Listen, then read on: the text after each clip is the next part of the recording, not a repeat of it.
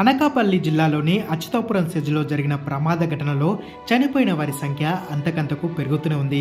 రాత్రి సమయానికి ఏకంగా 15 మంది చనిపోయినట్లుగా అధికారులు చెబుతున్నారు.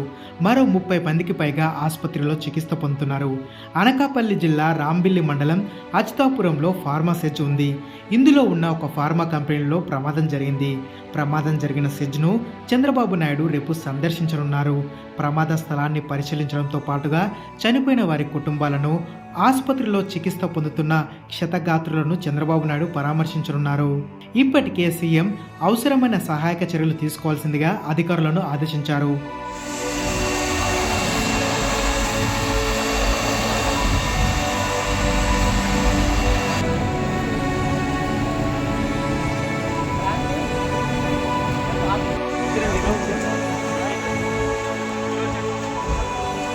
ఇప్పుడు నడపకి వాటర్ ఇస్తారు అక్కడే యూజ్ చేసుకోవాలి.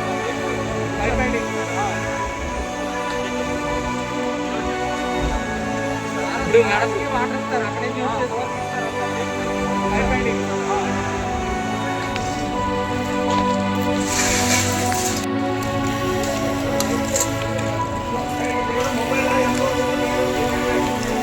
చేయించండి.